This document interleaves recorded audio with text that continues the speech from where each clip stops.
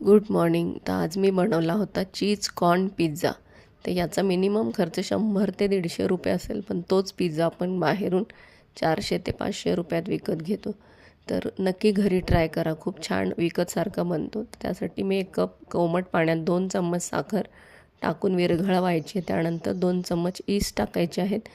ते सुद्धा चांगले हलवून 10 मिनटं ठेवायचं ॲक्टिव्ह होण्यासाठी. त्यानंतर त्याच्यामध्ये 1 वाटी मैदा, थोडंसं मीठ टाकून छान असं मळून घेतलं आहे. त्यानंतर बटर टाकून छान असं मर्दून मळायचं आहे आणि 10 मिनटासाठी रेस्ट करायला ठेवायचं आहे. नंतर 1 तासासाठी फुलायसाठी ठेवायचं, 1 ते 1.5 तास. तुम्ही पाहू शकता मस्त असं पीठ फुललेलं आहे.